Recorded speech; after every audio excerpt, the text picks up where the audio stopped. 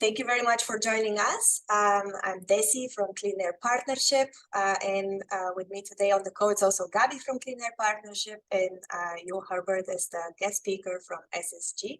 I'll give the word to him shortly. But first, I wanted to acknowledge that Clean Air Partnership is based in Toronto, and we operate on the stolen land on which stolen land of the traditional territories of the Anishinaabe, the Mississaugas of the New Credit, the Chippewas, the Haudenosaunee, and the Huron-Wendat peoples. At Clean Air Partnership, we recognize that Indigenous peoples are particularly vulnerable to climate change and will be disproportionately impacted by its effects. Through our work, we are committed to disrupting ongoing approaches to climate governance that reproduce settler-colonial relations and systematically exclude Indigenous peoples from policymaking. In the next part, I just want to share a short video about the Anishinaabe spring. Our spring seems to warm up too soon and very quickly, and it feels a little bit like summer already. But let's see what's the Anishinaabe's spring teaching. Growing up with Anishinaabe culture and values, one of the teachings I always received was that springtime is a time of renewal. It's our new year as Anishinaabe people. It's when we look back on the previous year, look back on all the things we've done, and reflect on it, think on it, make changes to it, so that we can move into the new year, to that new growth, to that renewal, and shed off, let go of the things that we experienced, we did, or felt. Springtime, Manokame, is that time of regrowth. Mother Earth sheds and lets go of their past through the shedding of old and the release of water. Much like our own mother is giving birth to a baby, you know, there's that break, that shedding, that letting go of water to allow for that new growth. So as we move into the new year, we need to think about how we can do that in our own lives. How do we release that water? How do we allow that new growth? Springtime is also a time when communities come together. Historically, Anishinaabe families would often separate into their smaller dwellings, into their wigwams for the winter, and we wouldn't be gathered as a community as often. So springtime is a good time to reach out to your community and find ways that you can support them and come together again, much like the harvesting of maple syrup was that signal of that new year, notifying our communities to come together again and work together again and help create that new growth.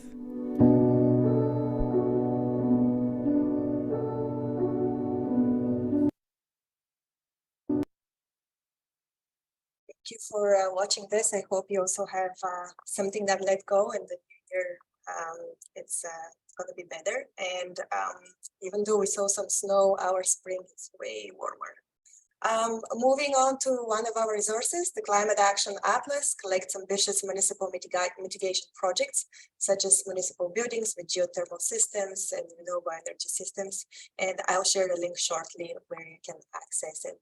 Finally, our upcoming events, June 14, we're going to talk about the GHG inventory and mitigation modeling tool with Kyle. And on June 27th, we're going to look at leading practices for wetland offsets. And I'm going to share a link where you can register for this event shortly as well. But now I will give the word to Will, Herbert. You can take it away, Will. Great. How is that looking? It's good, and we hear you well. Okay, so my name's Yul. I'm principal at SSG, and it's my pleasure to share with you, I think, a very remarkable project. And I'd like to just acknowledge the work first of some key people at the town of Whitby, including Jade, who has subsequently moved on, Supri, Sarah, and many others who had the vision to make this project happen. And then also my colleagues, Marcus, John, and Moria, who really did a lot of the hard thinking on this project in conjunction with Whitby staff.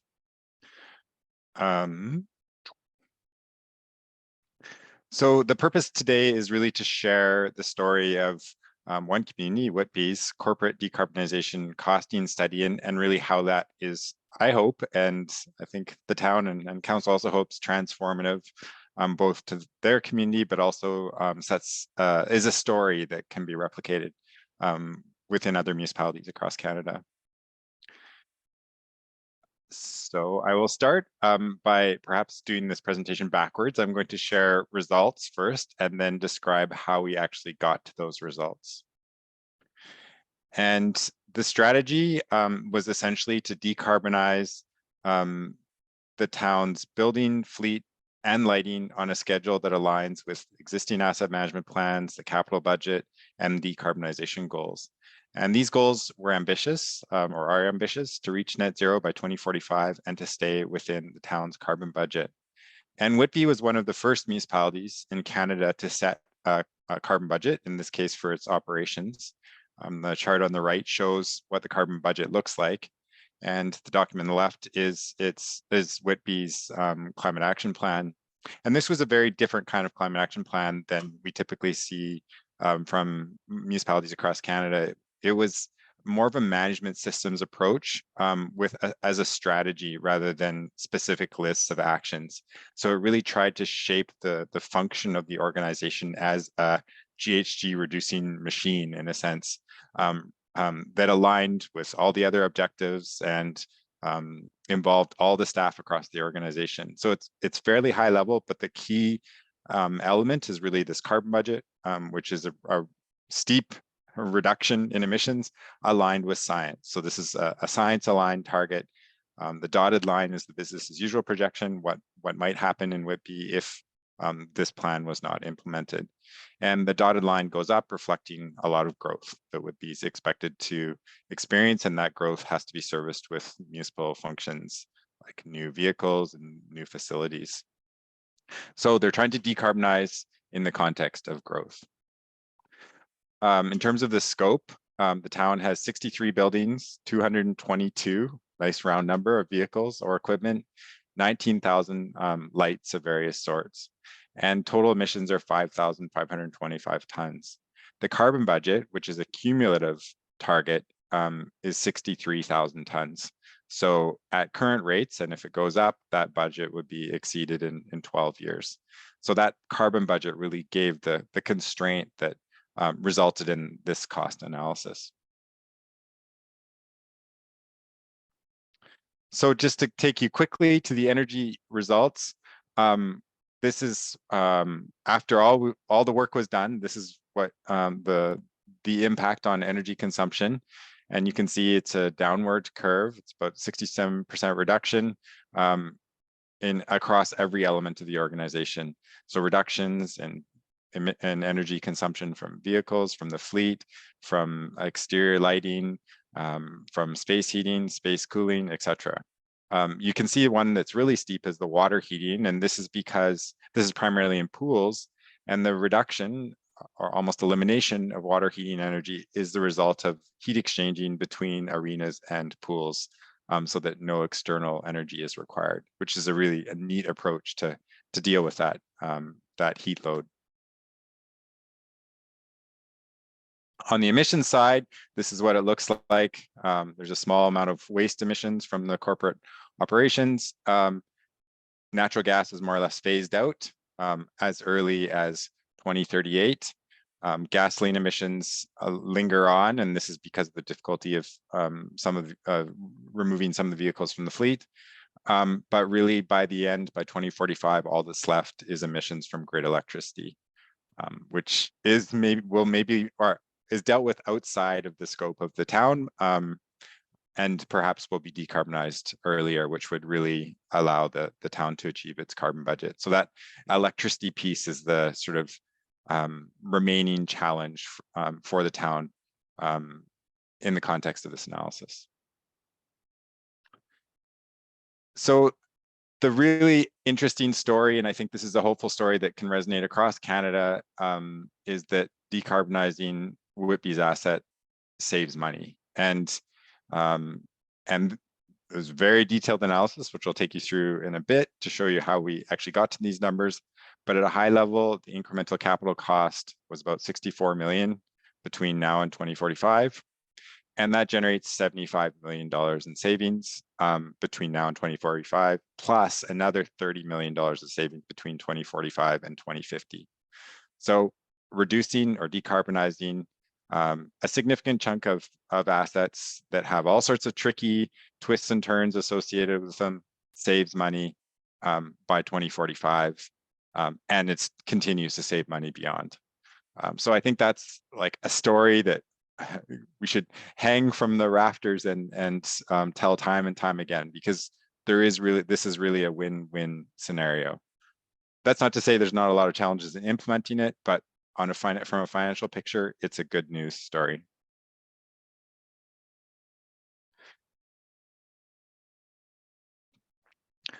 So that may sound like a fair amount of money in the millions, but this is highlights that total from a perspective of also looking at the asset management plan that the town has. So the green line here is the incremental capital cost associated with decarbonizing the operations, and the black line is what was planned to be spent in any case. And you can see there's an increase, but relative to what was planned, it's not that significant. In fact, it's about a 16% incremental investment over the period. The tricky thing is that a lot of those investments are early or very soon. And so there's a need to mobilize those investments right away in order to make this happen. And the sooner that those investments and those projects can happen, the greater the savings that incur. So there's an urgency around getting the work done, which means a really tricky, in many cases, fundraising effort. Those incremental capital costs are offset by operational avoided costs.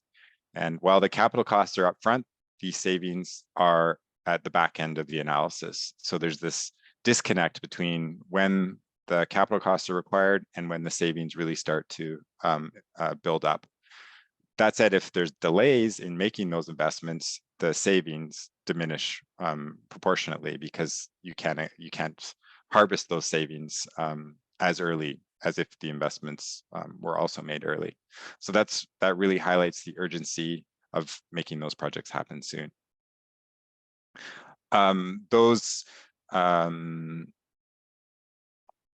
You can see those operational savings are quite significant by 2045. So this is around 11 million in the business as usual case and 6 million in the zero carbon case. And this is the incremental change for both costs, or for capital costs and savings. And so the capital costs are positive and the savings are negative. And can just highlight a few elements. The light blue here are retrofits, major building retrofits. The little red bars are the incremental costs of zero emissions vehicles, typically electric vehicles. And you can see they're spread out over the course of the entire study period. The darker blue color is new construction costs. So that's the incremental cost of making significant new buildings net zero. And I want to highlight the carbon price, because the carbon price is really valuable in justifying these investments, because it's money that the town, if it continues to use fossil fuels, would have to spend. But if it decarbonizes, it can save or avoid spending those monies. So that yellow bar is the carbon price, and that's really how the carbon price supports a decarbonization business case such as this. The light green is fuel for buildings. The pink is fuel for vehicles. So those are avoided costs. And I should say that I use the town of Whitby uses two terms. Operational savings are monies that have already been budgeted for, and they go up till 2030. After 2030, because the monies haven't been budgeted, we call it avoided costs. So that's a terminology that's used. And again, on this piece, you can see the incremental costs are front loaded and the savings start to accumulate toward the end of the analysis. So in sort of at a high level, decarbonizing Whitby's operations saves $1.66 for every dollar invested. So that's a pretty compelling message, I would think, for most community members who pay taxes or businesses who pay taxes. This is prudent fiscal management for a municipal organization. So what are some key insights? Obviously, decarbonization means stopping to use any sort of fossil fuels, whether it's natural gas, gasoline, or diesel. And to do that, you need to change the equipment that either heats or cools buildings, but also moves vehicles around. However, you can't just replace that equipment. Energy efficiency is really what sort of lubricates the whole system, because the energy efficiency is what generates the savings. And some of that does come along with the electric equipment because it's much more efficient than the fossil-based equipment. But it also comes along with retrofits. And that basically generates the savings. And as I'm trying to emphasize, the earlier that work can get done, the greater the savings that can be harvested. So now I'll take you quickly through the story of how we actually came to those results. Before doing that, we have a couple questions, if we can ask them now as they're related to the first part of the presentation, and then we can move to the methodology. Sure, yeah. Okay, starting with the first questions, does the electricity piece assumes emission rates increase to 80, 90 kilowatt per hour by 2030, 2045 period? I don't think we go quite that high, but we do increase the emissions factor for electricity going out till 2045. I think it's more like 50 or 60, not 80. And then you'll just to follow up, that's based on what the projections are from the province and the increased fossil fuel use in the electricity system. Is that correct? That's right, and refurbishment of nuclear facilities and so on. All right. And we have our own sort of internal projection of that we use. Perfect. Thanks. Then another question, is Whitby planning to invest in net metered solar PV to offset Ontario's expected increase in power grid emissions? Yeah, there is some solar PV in there, but it doesn't address all of the electricity consumption from the municipal operations. But there is investment on buildings in particular, on the roof of buildings in particular. Thanks for answering that. And last question before we move to the methodology. What is the planned reduction in greenhouse gas emissions between today and 2030 as a percent of today? Did you show that in this slide? I did show greenhouse gas emissions. I don't know what the percent is for 2030. I would have to calculate that. Because we were, again, in this sort of paradigm, we're really focused on the carbon budget and staying within the carbon budget rather than percent reductions by particular years. But I could definitely calculate that. So much. And yes, just to answer one more question, which is more for us. We are recording and we'll be sharing the presentation afterwards to all attendees. Okay, we can continue with the presentation, and then after that, I'm sure we're going to have more questions. Thanks so much. Sure. Awesome. So diving back into the method, and I think Supri is here. So if you want to jump in at any point, please do so. So I think one of the quick insights that we arrived at in jumping into this project is that it was as much about people as it was about the technical analysis. And so you typically, and you have this in every municipality, you have some pretty thoughtful and pretty skilled people running the operations of the municipality. And they're accustomed to working under pressure and making sure that those systems continue to function, to continue to provide the services to the community that are really critical. And so anything that you do that sort of messes with those systems and creates risk or uncertainty that those systems might continue to function is rightly so concerning for the people who are tasked with continuing to maintain those systems. So helping those people to understand what the opportunities are and making sure that their knowledge and insights is fully reflected in the analysis is fundamental to making this kind of thing happen.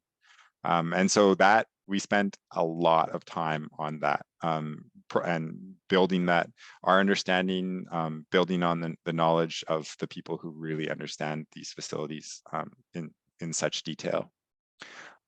So Whitby had already designed a schedule of maintenance work. And so a key piece is aligning with that maintenance schedule so that we're replacing stuff that needs to be replaced because it's at the end of life anyway, which avoids unnecessary costs, rework, avoids confusion. We also, a critical operational parameter was that we minimize interruptions so that the public can continue to access recreation facilities, for example. Again, that meant really careful scheduling.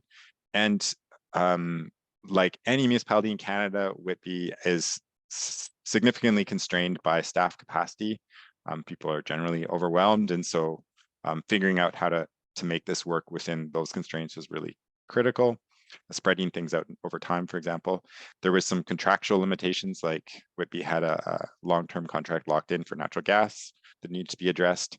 And of course, we needed to really draw on the expertise of the existing staff people. And so really the whole strategy focused on operational ease. And that meant figuring out the best time for major changes, mapping out what maintenance costs would be rendered redundant as a result of the interventions for decarbonizing. So all of a sudden, maintenance of natural gas boilers became no longer necessary when you have heat pumps. Different kind of maintenance is required. And then to identify which change would be recommended that we'd identified, but would be recommended by Whitby staff. So they had to sort of vet each of the recommendations to make sure they could see how it could fit in the processes that they already had identified.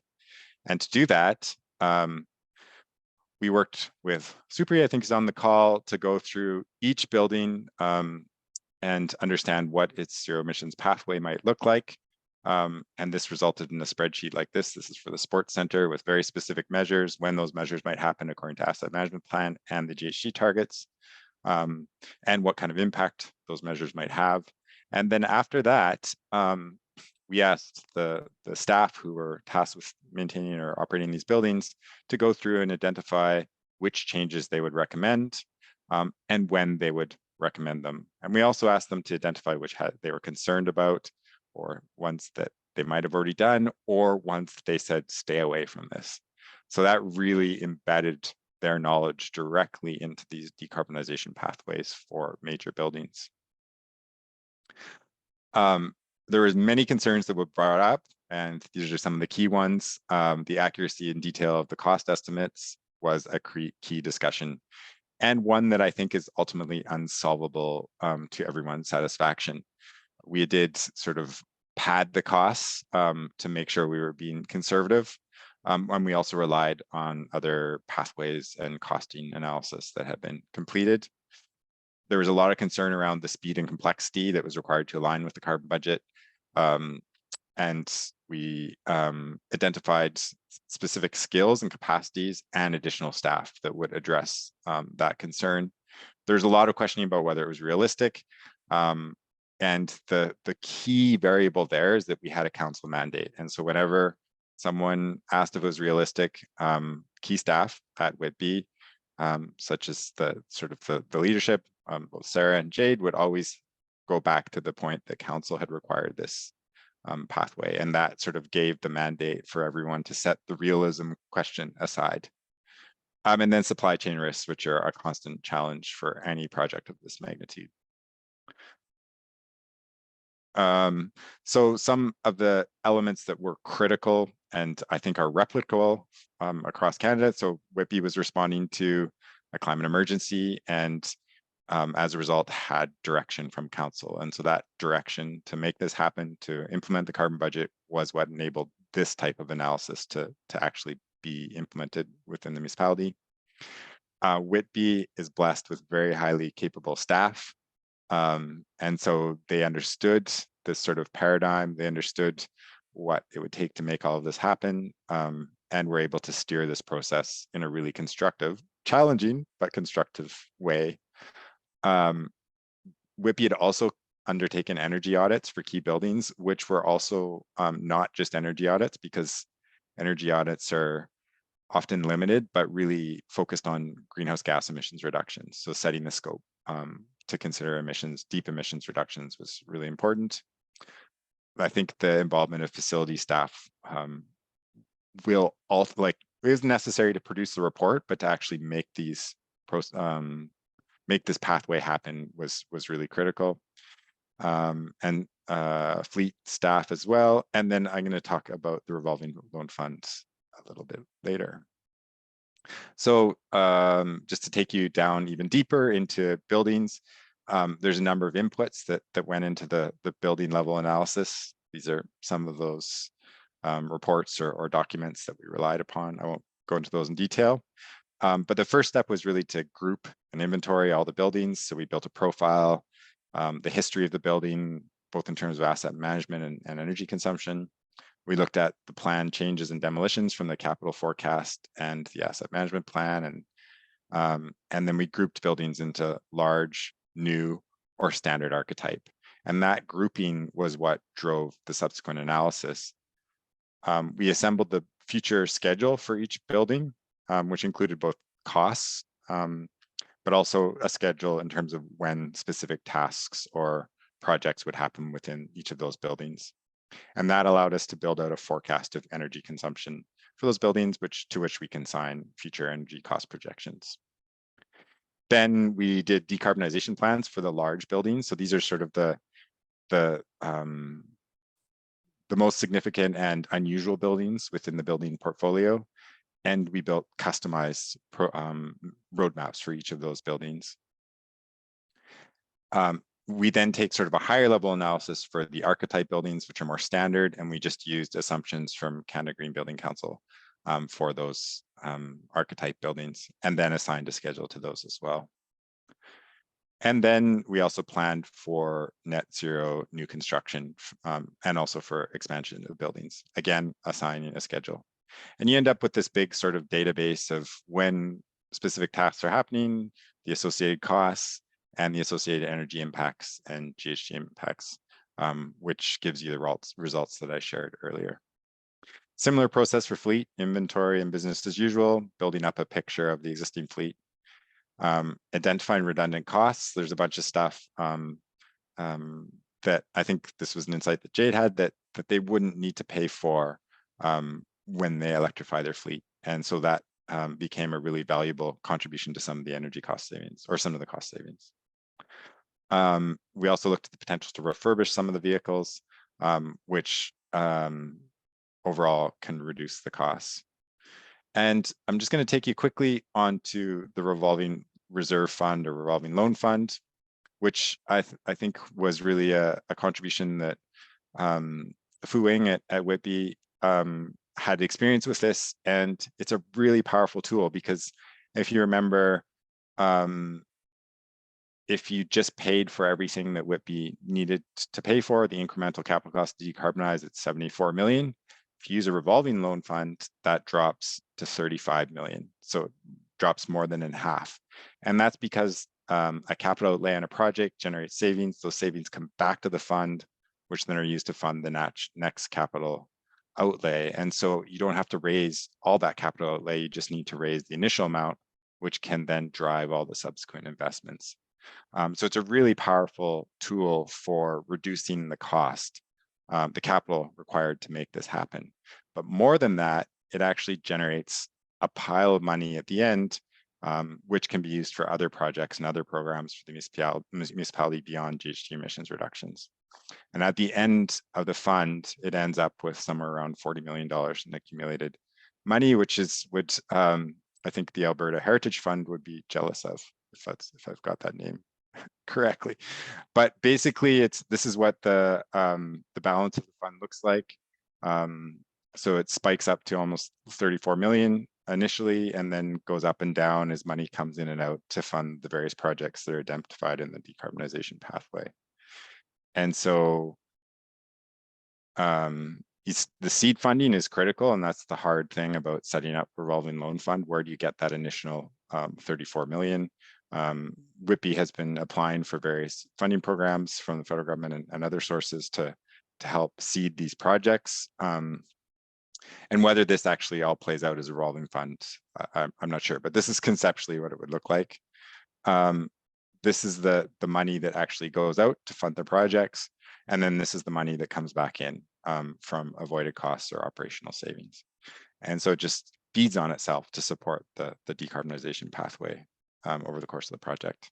So I thought that was a really important funding tool that is worth considering as a way to reduce the capital requirements for the project as a whole. And I will leave it there. Thanks. Thanks you for this part of the presentation. Here I will jump into the questions. Also, I will invite everyone, if you want to speak up and ask your question verbally, you can raise your hand. So the next question is, what data sources did you use for costing estimates? So, so we have some internal databases that we use, and Whitby also had detailed costing from the energy audits they had completed. So it's really a magical mixture of putting together all of those different sources. And I don't know if Supri, do you want to add anything to that? Thanks, Yul. So actually, we did use a consultant for the energy audits when so they had a pricing consultant, if I'm not wrong, and they kind of determined the numbers in terms of like 2020, 2021, and SSG actually helped us in getting it to the 2022 numbers, if that makes sense. Right. Yeah, and I think that answers Deepak questions about the audits applied to project estimated costs and savings. So, Supri, what you're saying is that during the audits, there were some estimates for cost, right? Yes, that's right. But we completed the audits in 2020, 2021. So when we did the costing study, we did bring it down to 2022 numbers so that it would be reflective of what we're doing at present at that time. This question may be also for you, Supri, but where could municipalities get seed funding from? That's an excellent question. Honestly, we're just banking on all of the funding sources that's available, either through federal grants or the green municipal funds. So similar to every other, municipality that's working towards the same thing. Maybe just to add to that, Yeah. this is a slide that I didn't share, but we did look at some options for what be some perhaps non-traditional options, including green community bonds, which is a really neat way to allow the community to invest in this kind of decarbonization pathway. So essentially a town or another organization can issue bonds, which then community members can purchase, and they're typically low denomination, so they're pretty accessible to purchase. There's also traditional bank loans, which most municipalities are somewhat hesitant to dive into for a project like this. The infrastructure bank, although it's limited because it usually wants bigger projects, so you have to aggregate with other like-minded municipalities. And then the last one is a tax levy, and this would never have been part of a presentation that I would have thought viable until Halifax recently passed incremental 3% tax increase solely to fund climate action. And so now they have exactly the kind of money they need to be able to leverage the funding to make this kind of pathway happen. So they really set a precedent for a dedicated tax increase for decarbonization efforts, which is really fascinating. It is. Next questions. Is Whitby looking to use its capital reserves for the seed funding for the revolving fund? Supri, also maybe we can jump on this one as well. That's an excellent question, actually.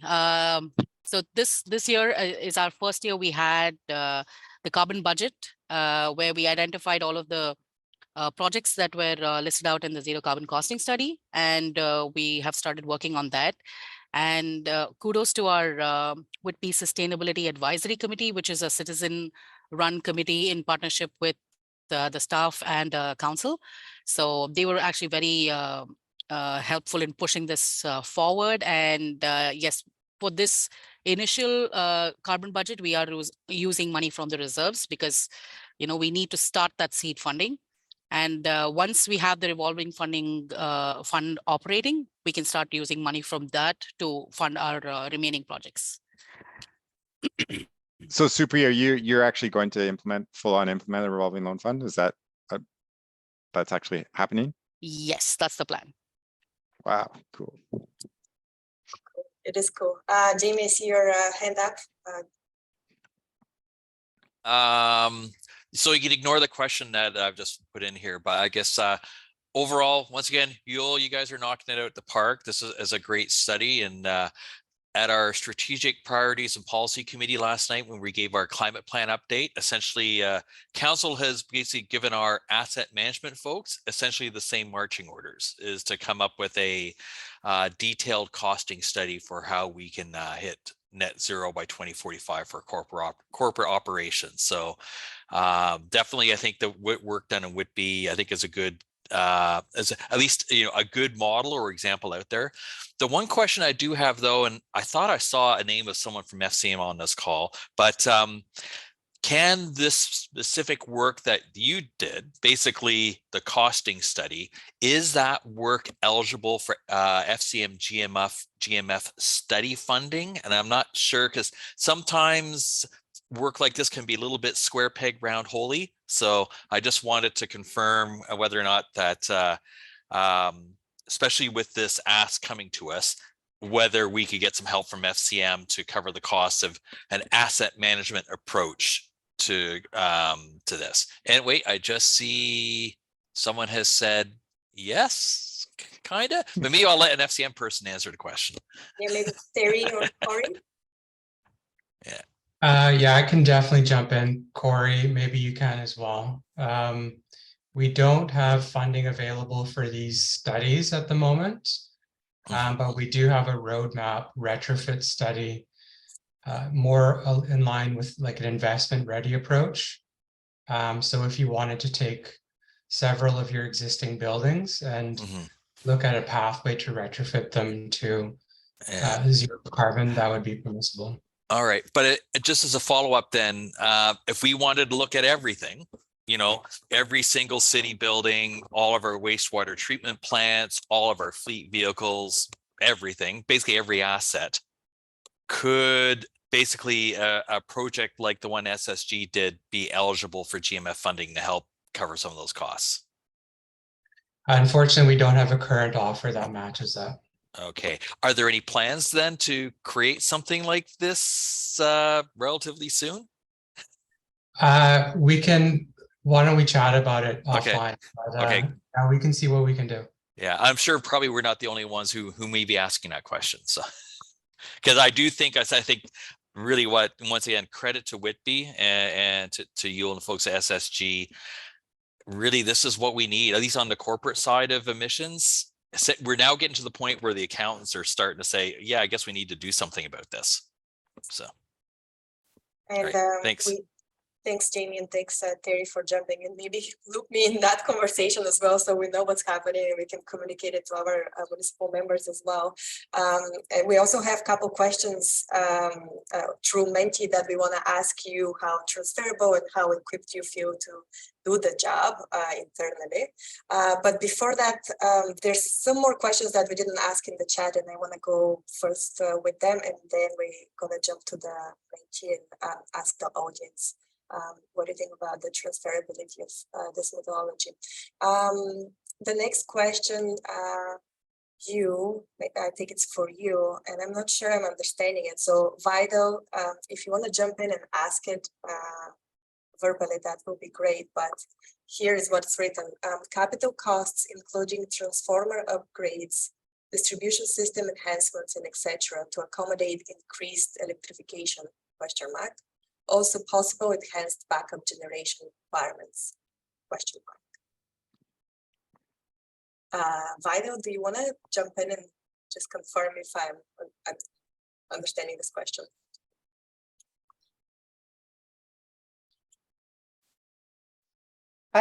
I can speak to that, actually. It's Gabby here. I think one of the questions is, at present, if you're electrifying and you now need to upgrade your electricity allocation, the way the utilities determine how they cost out any increased infrastructure, and this is the case where there's increased infrastructure on the distribution system that needs to be implemented in order to provide that electricity allocation to that building.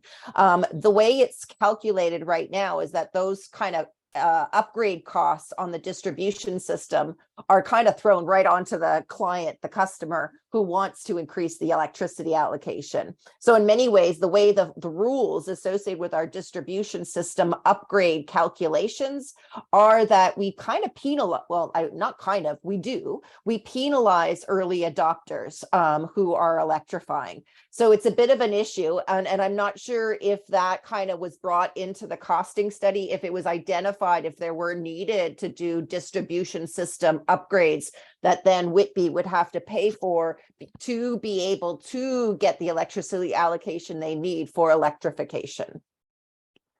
Yeah, we definitely had those conversations, and I think at least on the fleet side, some of that's included. I don't know, Supri, if you had any other comments on that as well. So it was more building specific. For example, if it was an older building, then we did include those costs, because as you rightly said, Gabby, it's on the customer. So, but if and the other one was Iroko Park Sports Center, which is like a huge building in itself. So we did account for those kind of buildings, but not every particular building in per se. However, since we've started rolling the carbon budget, we are looking at including these costs every single year so that it's more building specific, and so that it's not like a one-time cost for a large portfolio of buildings. Yeah, because I know at present, right now, that kind of pushes us down an incremental investment approach, which is not the cheapest way to make those investments in the distribution system. Absolutely. Thanks. Thanks, Gabby and Supri, for confirming this question. Moving on to the next, and I saw that Mohammed, you raised your hand. Do you want to try now to speak up?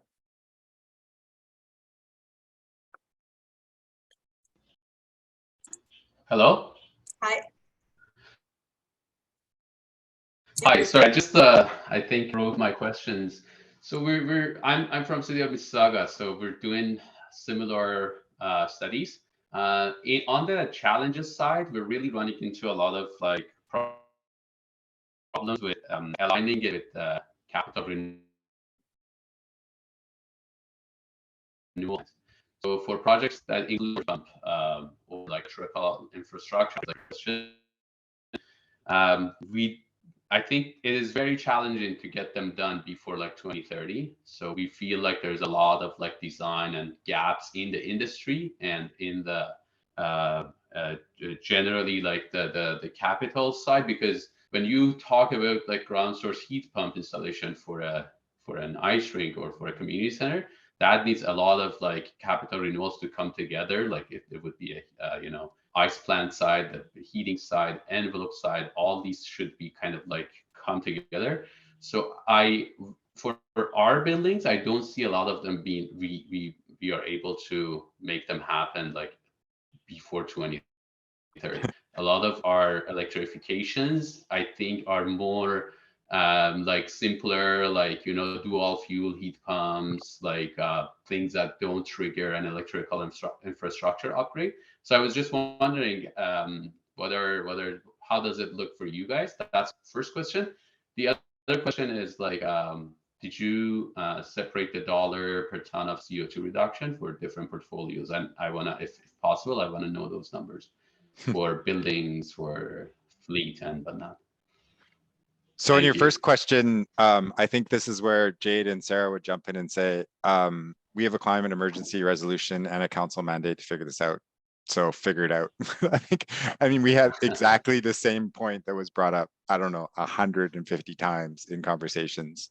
And that was the response. And that response forced people to just like set aside the sort of the conventional project delivery constraints and think about new ways to do it.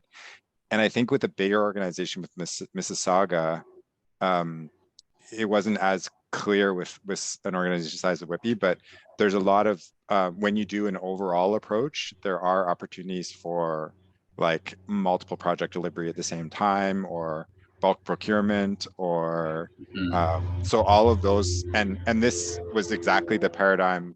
We've done two similar projects like this before, one with Region Appeal, and I see Jeremy's on the call, and he led the effort to sort of educate us in all of these dimensions. But then the second project was with the federal government with 2,200 buildings in National Capital Region.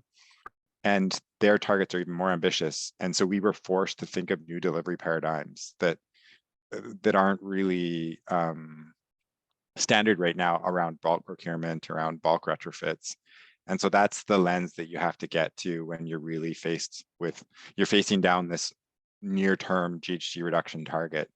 And the challenges really then become supply of once you're doing bulk retrofit strategies. It really becomes, can you get the materials fast enough, and how do you get them fast enough? And and also labor. Can you get the workforce quickly enough? But that council mandate that Whitby had, and was the answer to exactly the question you asked, was so critical, because you no longer can say we can't do it under our current project management paradigm and our current procurement paradigm and so on. And then on your second question, we certainly do have dollars per ton, but we're trying to focus on the carbon budget as the driving force rather than an economic measure like dollars per ton.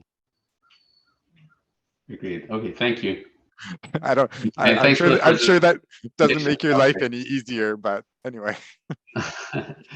Thank you. That's the reality. I want to invite you now to, I'm going to share my screen and go to Menti. Just another question, actually, Yul, just while Desi's pulling up the Menti to get some input from the webinar participants. As you were doing this, you know, I remember you guys mentioning about the asset management plan and how it was absolutely critical to link them all, to link it together between the asset management plan, so that you were looking not on the total investments needed, but just the incremental decarbonization component. I think one of the things that's really when you were trying to dig into the asset management plans, what did you guys find in the team was the most challenging aspects of pulling out from the asset management plan? What was going to be the state of good repair needed for each of the buildings, and then kind of costing out the decarbonization component? Well, I think there's a bit of a art form there, because you have these state of good repair projections, which are really like for like replacements. And then decarbonization involves switching out certain elements, but the way in which you switch those elements out really impacts the incremental cost. Because, for example, if you do an envelope retrofit, the size of the heat pump that you can replace an existing natural gas boiler with goes down, which reduces capital cost and reduces operating costs downstream. So having a systems perspective, which is, I think, the new paradigm of energy audits, or climate audits, if we can call them that, is really critical, because historical energy audits just list individual measures without seeing a systems pathway, and they're all evaluated on an energy cost or return on investment as an individual measure, and they don't have that we must decarbonize the building paradigm or construct or constraint. So it's like you just end up picking the 3 or 5 least cost energy measures, but that may reduce your emissions by 20%, but then you're stuck with these really expensive measures down the road, which then actually makes it worse. So Right. if you don't start with, we're going to decarbonize this building, what's the least cost pathway to get there, you can end up making your journey a lot harder. Okay. And I think that applies to the whole portfolio and the asset management plan. You have to understand it as a system, and you have to look at when things need to happen to find the least cost pathway for that system, rather than looking at a lot of individual measures. Okay. Oh, and Desi, all you have to do is hit enter. That tricked me up the last time I was trying to do Menti. Thanks. Perfect. Thanks, Yul. I really appreciate that.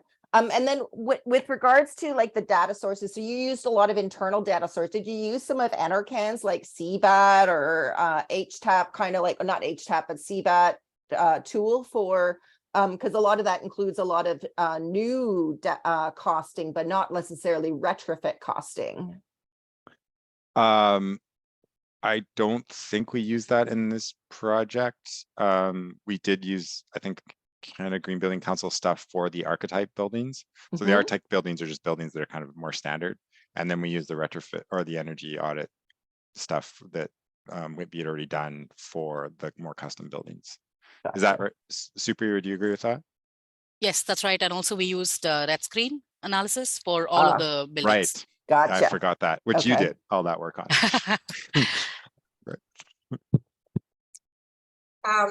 Also, while we are waiting for a couple more answers, there's more questions. If you can jump in. One is, if the ground source heat pump is not a feasible solution due to spacing constraints, have you considered other alternatives? I don't know the specific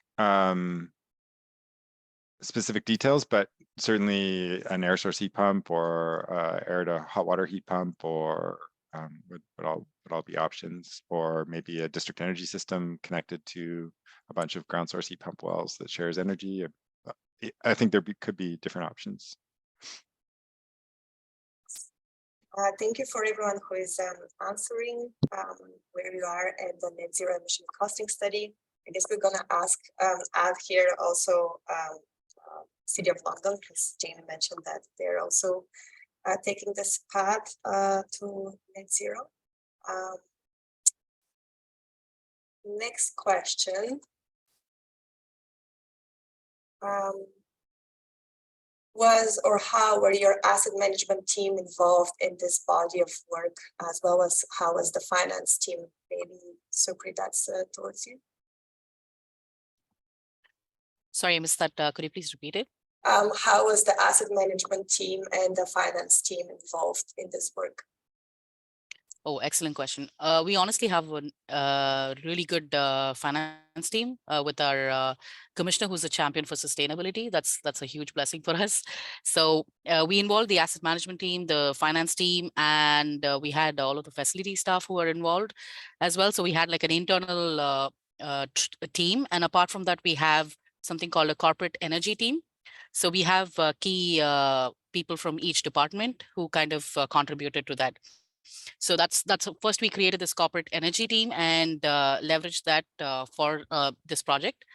And we did have like bi-weekly, monthly meetings going over every single project update, working on all of the asset management components. Our asset management team is also really, really helpful.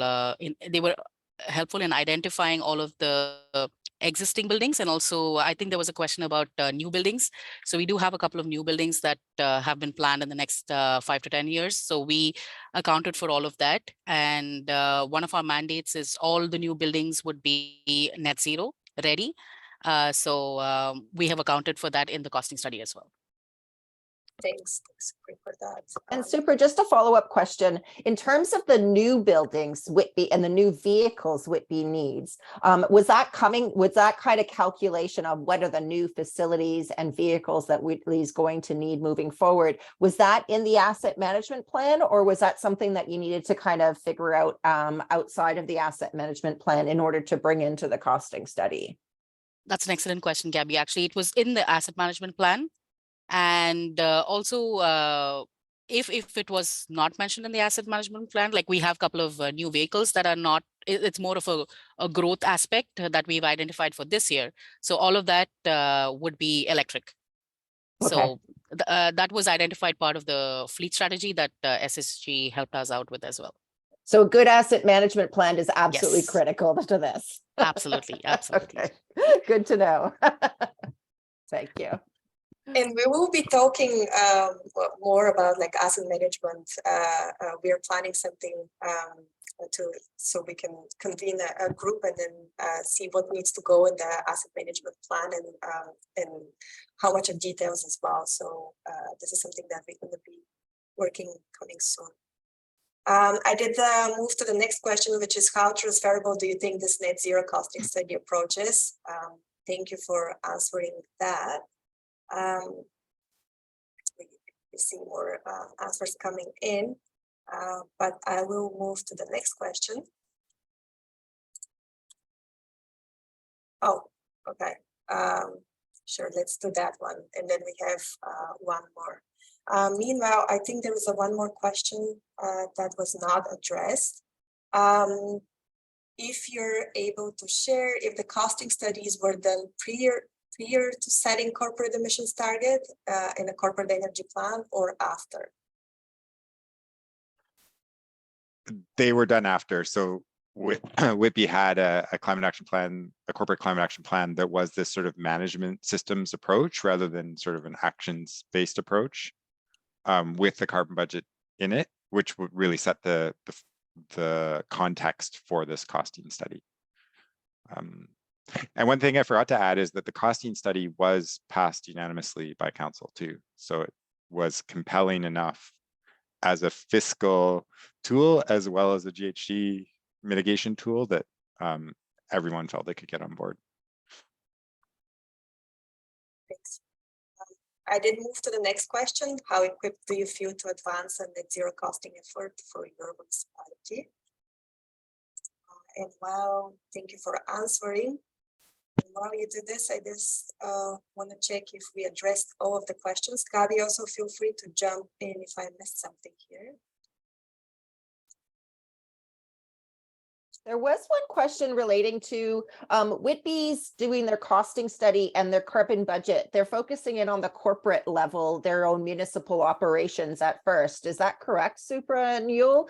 But are there plans to move into bringing this into, like, you know, let's say development applications coming into council, so that it brings in communities, community emissions and a community carbon budget?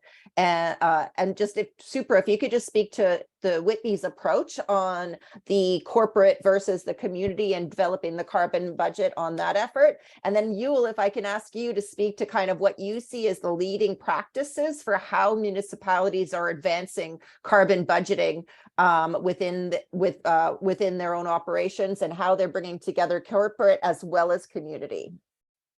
But Supra first, if you could speak to kind of the corporate carbon budget and a phase, and then what Whitby's thinking with regards to a community carbon budget.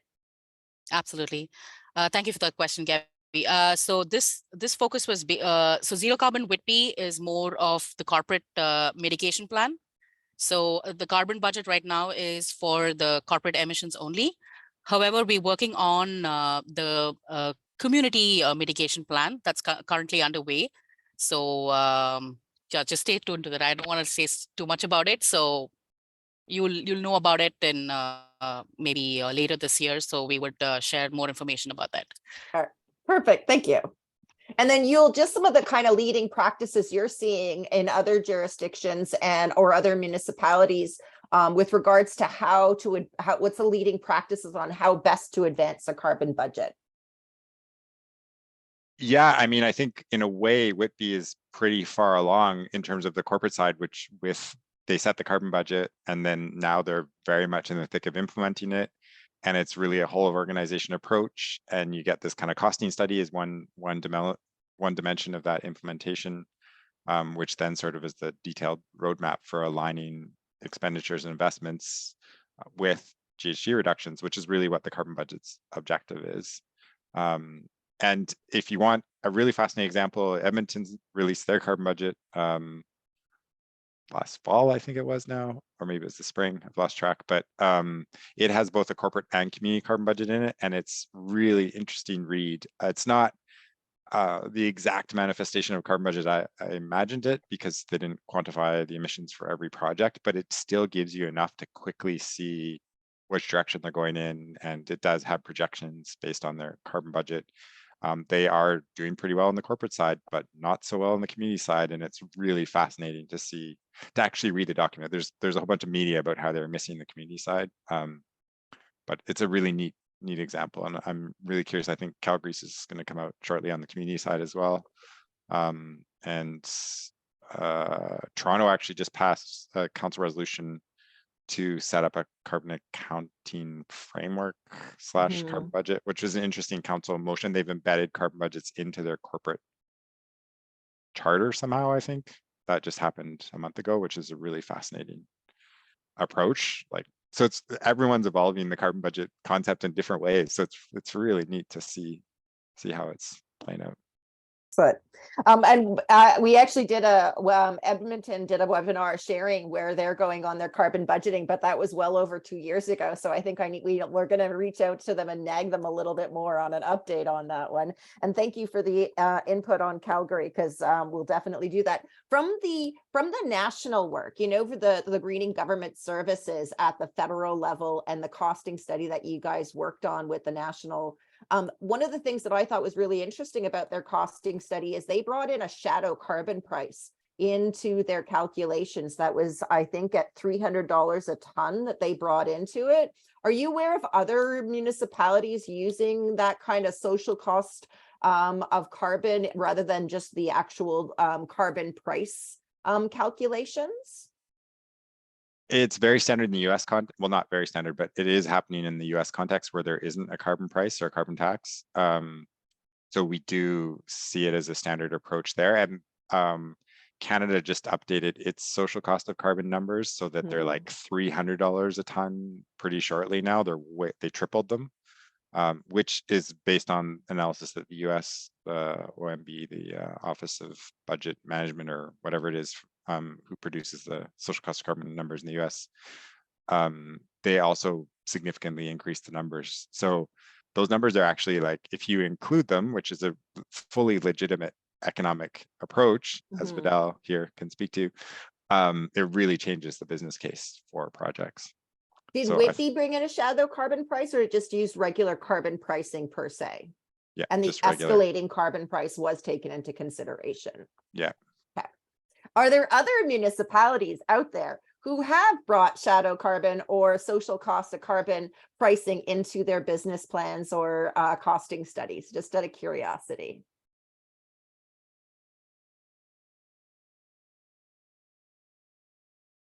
Okay. Can't wait to find out who's going to be the first one then.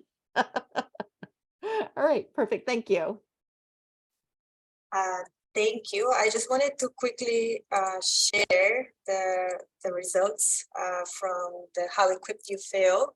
Most of you need some kind of like combo of internal advancement and consultant. There's a question in the chat as well. Is anyone currently doing this internally? So without a consultant, please share that with us. Maybe you can raise hands or in the chat as well, if you're doing the work or you're planning to do the net zero costing study internally. And one of the questions we had as part of this is that is there a desire on the part of municipalities to kind of, Clean Air Partnership can help facilitate a cohort where municipalities who are advancing their costing studies can meet regularly to kind of gather each other's input on some questions that they may have or approaches. But that's something that we were looking to see if we thought people would find value in that. But if you do think that that is something that you are interested in, if you're advancing something like this and you think it would be valuable to kind of meet with other staff people and consultants who are working on that one, please let us know. Thanks, Caitlin. And send an email to Desi, and we're going to pull together a cohort of municipalities working on their costing studies to share approaches, address some challenges. We were thinking like a kind of like monthly meeting where we just kind of hash out some of the questions that people have on this one, or we can dig into some other kind of things depending on what the group thinks is needed. So we got Barry in the group, and then we're just going to find out from other municipalities who are advancing these their costing studies, so that they would like to kind of bring that kind of cohort approach, just to kind of work together on that. Just send Desi an email, and we're going to kind of pull together that team. Thanks. Thank you. Thank you for that, and thank you, Caitlin. Last, I see a question that I don't think we addressed here. wondering whether there would be a direction for new development to not use fossil fuels for heating, cooling, and appliances. I can speak to that one, and just because there was at present, there is an OEB requirement that if a developer asks for a hookup to the natural gas system, the municipality must enable them to connect up. It's just one of those things. So municipalities thus far don't necessarily have the authorities, traditional authorities, to ban fossil fuels going into new developments. That is one of the reasons why green development standards are used to try and push the market towards higher performance over time. So the green development standards are kind of a mechanism to help move the market towards removing fossil fuels from new developments. I know my heart breaks each time fossil fuel infrastructure goes into new developments, because it takes 30 years to pay for that infrastructure investment, and we're not supposed to be burning fossil fuels for 40 to 30 years. So that, like, it's each time fossil fuel infrastructure goes into a new development, we risk a stranded asset that altogether we're going to have to pay for on the fossil fuel rate base. It also poses some issues with regards to as people move off the fossil fuel, does that mean that the folks who can't afford to get off fossil fuels are now left with and saddled with this stranded asset infrastructure costs that are now paid for from the rate base as a whole? So there's some issues on regards to that one.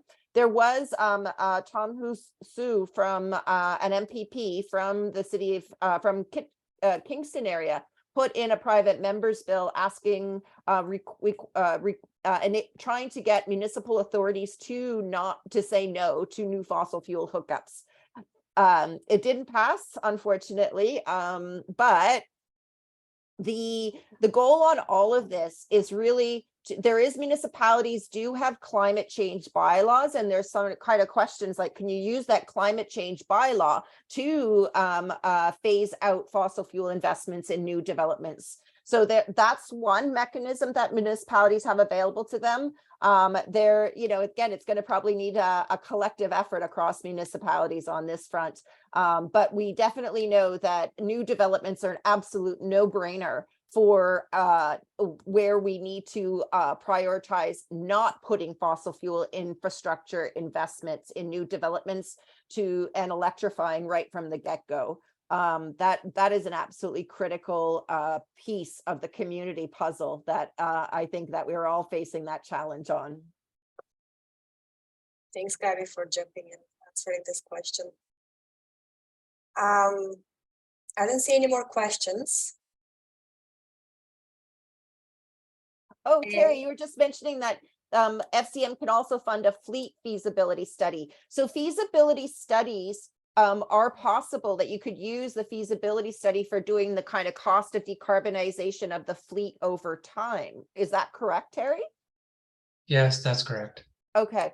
Now, what would be the rules with regards to if you go for the feasibility study, do you have to take a loan from FCM for that decarbonization of the fleet moving forward? How do the rules work again on that? We wouldn't require you to take a loan to do a feasibility study, but if you're moving towards a capital project to actually begin the process, then it would be a loan tied to a grant. Okay, gotcha. But if you do the feasibility study, there's no kind of legal requirement on the municipality to take the FCM loan. Only if it reapplies for the capital and grants, would the grants have to be tied to a loan? That's correct. Gotcha. Thanks. Appreciate that. Okay, that was me. That was my question. Sorry. No, good. I didn't see it in the chat. Actually, I'm gonna stop a little bit and see if there are more questions or like raise hand. We did book 1.5 hours for this meeting, so we just have time, but I also see that people need to leave as well. So it was very informative. Thank you so much, you and Supri and everyone who joined in this meeting and ask the questions. Thanks you and Supri for answering them. Gabby, is there something else that we want to add at this point? No, I think we could wrap up and give people back 20 minutes of their life. Yeah.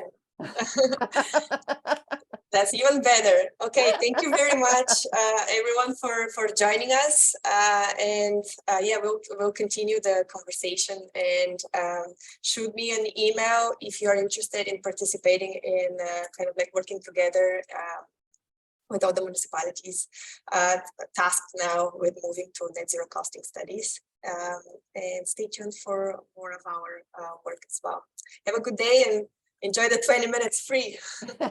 Oh, and one of the things we'll put Yule's contact information just for folks who wanted to follow up with Yule on regards to additional information on the costing study, and if you're looking to kind of figure out what you think might make the most sense for your municipality as it undertakes your costing studies. Yes, and we'll be sharing everything with you via email, probably like earlier next week.